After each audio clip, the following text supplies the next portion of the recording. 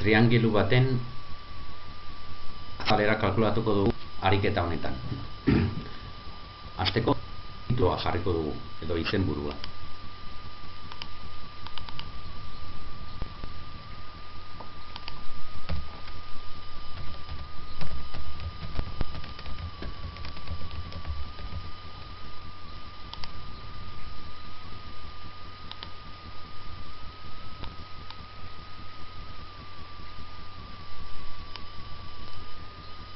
Ondoren, hirukia eraikiko dugu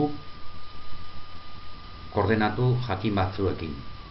Hasteko, puntu bat hartuko dugu, kokatuko dugu edozein lekuan, beste bigarren puntu bat beste edozein lekuan, eta C puntua edo erpina beste puntuan. Ondoren, puntu bakoitzari, triangelu honen hiru erpinei koordenatu batzuk emango dizkiegu. Hasiko gara A puntuarekin. Gelan esan genuen bezala, A puntuak bi koordenatua izango du. Beraz, joango gara ikuspegira, eta hor emango diogu A puntuari 2,2 koordenatua, bi horizontalean, bi vertikalean. Eta klikatuko dugu intro. Berdin egingo dugu B eta C puntuarekin. Esan genuen bezala, B puntua 6 koordenatua izango du.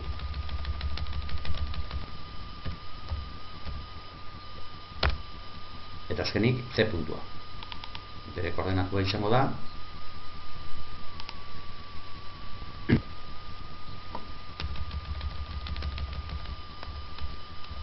5. Ikusten duzuen bezala, B puntua alderantziz eman diot. Zuzentzen dugu. Eta ez da 6, baizik 6 horizontalean, 2 vertikalean. Behin puntuak ongi kokatuta daudela, dagozkien koordenatuetan, hirukia eraikiko dugu poligonoa aukeratuz.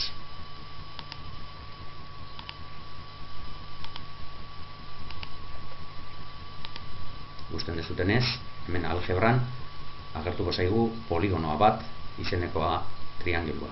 Eta bere azalera 6 da. Hau, garrantzitsua da. Zeren, ja badakigu hiruki honek zeren nolako azalera izango du. 6 cm karratu. Lana errazteko ikuspegiari ere emango diogu, hemen kasu honetan aukeratuko dugu laukisarea ikusteko moduan, eta erresago gertatuko zaigu lan egitea. D puntua ezabatuko dugu, hau soberan dagoelako, eta ondoren hartuko dugu hiruki honen oina C aldea. Eta izango da kasu honetan oinarria. Behin aukeratzen dugula C dela oinarria, C alde honentzako kalkulatuko dugu bere altuera. Aurrekoan esan genuen bezala, C aldeak 2 erpin ditu komunian, eta bat ez dago komunian. Beraz, C puntutik, C erpinetik kalkulatu behar dugu altuera. Horretarako, egin behar dugun lehen gauza izango da marra perpendikular bat egitea C puntutik C aldera. Aukeratzen dugu, aukerau, zuzen perpendikularra, esango diogu C puntutik C aldera. Behin hori egindea dugula, lerro bat botako dugu, A-tik eta B-tik pasatzen dena, frogatzen dugu, bertan hemen bi lerroak gurutzatzen diren puntu horretan 90 gradutako angelua duela. Frogatzen dugu, halaxe da. Ikusten dezutenez, 90 gradu ditu, lana erresago egiteko eta gauz elementu gehiegi ez egoteko mahai gainean puntu hau A angelua eskutatu egingo dugu. Ezabatu ez, baizik eskutatu. Hemen klikatuz. Behin hori egin ondoren, bi lerroak elkartzen diren puntu honetan, puntutxo bat jarriko dugu. Eta horretarako aukeratuko dugun aukera izango da puntua ebakiduran.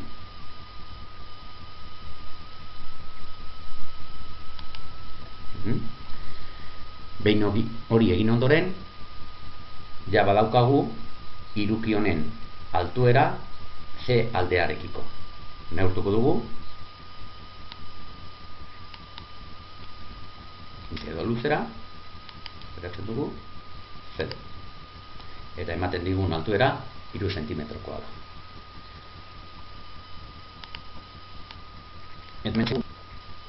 Etiketatxo bat sortuko dugu, testu bat, non ipiniko dugu azalera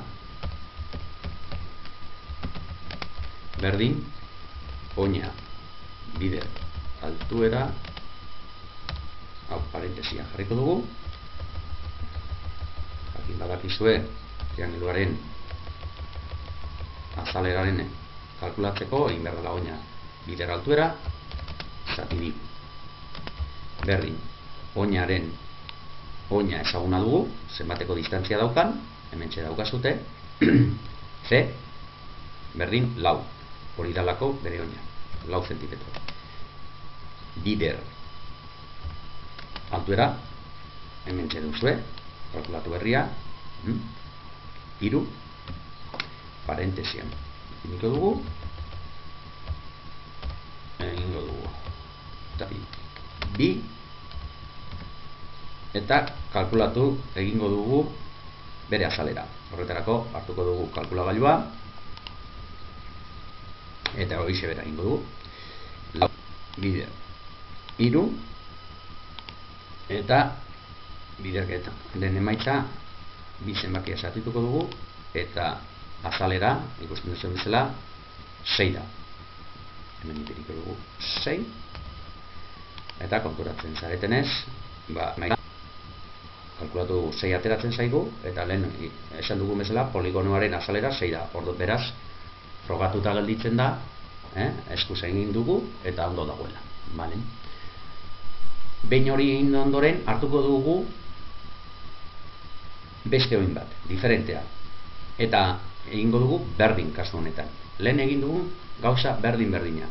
Hartuko dugu betik zerari joan aldea, A izena duena, eta hori hartuko dugu oina. Oin honentzako kalkulatuko dugu altuera. Lehen egin dugu bezalaxe.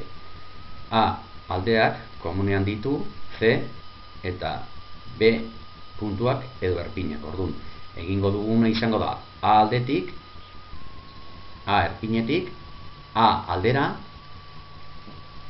zuzer perpendikular bat botako dugu. A puntutik A aldera. Ikusten dezutenez, altuera kasu honetan ere hirukitik kanpo gelditzen zaigu. Pixka bat txikiago egingo dugu ikusteko, eta egingo duguna izango da C eta B lerroa luzatuko dugu, zeren lehen esan dugun bezala altuera gelditzen zaigu hirukitik kanpo. Botatzen dugu eta justu bi lerroak gurutzatzen diren puntu horretan egingo duguna izango da ebakidura puntu bat ipini. Atik era izango da altuera A aldearekiko. Neurtu egingo dugu. Lehen egin dugun bezalaxe. Distantzia edo luzera Atik era. Vale? Eta hori izango da altuera 3,33. Egingo dugu berriro azalera kalkulatuko dugu, baina beste oin batekiko. Lehen egin dugu C oinarentzako eta orain egingo dugu A oinarritzat hartuta. Berdin egingo dugu. Gauzak erraixago eta azkarrago egiteko etiketatxo hau, testu hau egingo dugu kopiatu eta esango dugu itxasteko. Egingo dugu hementxe itxatxi eta bi izango ditugu. Hementxe jarriko dugu, aprobetxatzen dugu lehen idatzi dugun guztia, baina noski bai oina eta bai altuera ezberdinak dira. Aldatuko dugu. Oina da A aldearen luzera, eta betik zera dijoena, A, hemen daukagu, alza horran begiratzen badugu, distantzia da 3,61. Bider altuera hemen kalkulatu dugu, kalkulatu berria dugu.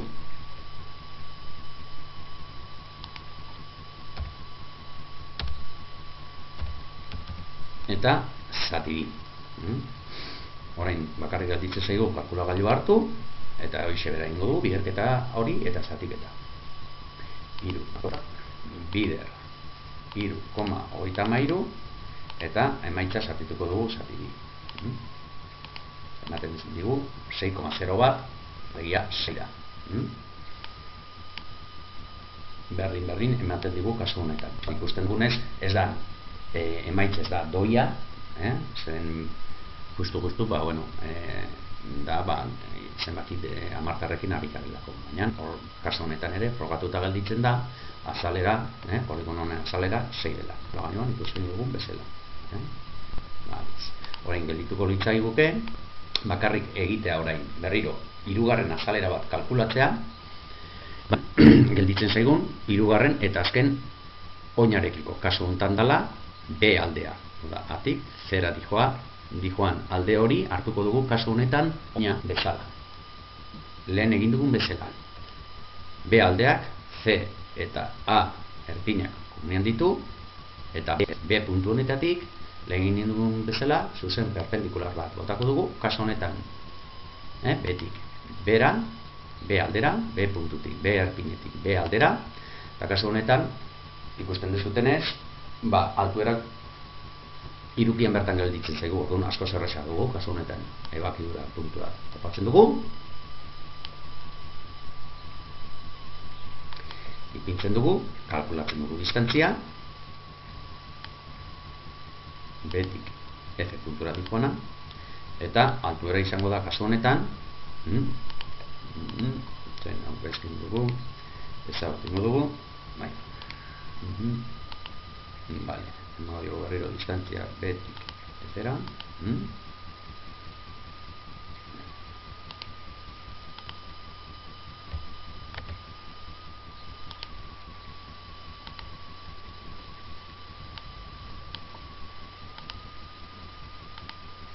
BF distantzia altuera kasu honetan 1,79 da.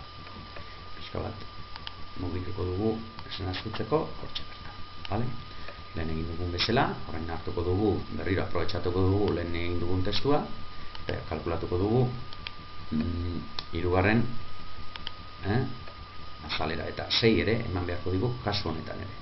Beratzen dugu horrela, juten gara editatu, kopiatu, juten gara editatu, itxatzi, eta nintxe jarriko dugu. Ezen astutzeko, hemen egingo dugu gauzatxo bat, emango diogu aldatu izena, eta hemen jarriko diogu jarriko dugu azalera bat. Hau izango da, azalera bi, ados, eta hau izango da, azalera bi. Kopiatu itxatzi egin dugunez, aurreko azaleraren oina eta altuera jartzen ditu, baina hau zuzendu behar dugu. Luzera oina izango da kasu honetan B aldea duen distantzia, altzera joten mazarete da 6,63, 6,63, eta altuera oantxe bertan kalkulatu duguna dela betik efera dijoan distantzia 1,69 eta beti bezala oina bidera altuera zati bi eta eman behar digu 6 justu 6 digu emango, baina zenbakitzeko emango digu kalkulagailu hartzen dugu eta berriro 6,63 dala oinaren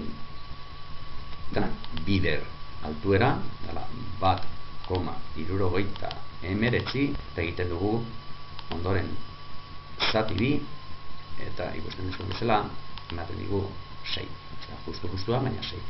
Modu honetara frogatzen dugu 3 oin eta 3 altuera ezberdin hartuta, eta 3 kasuetan ere 6koa dela.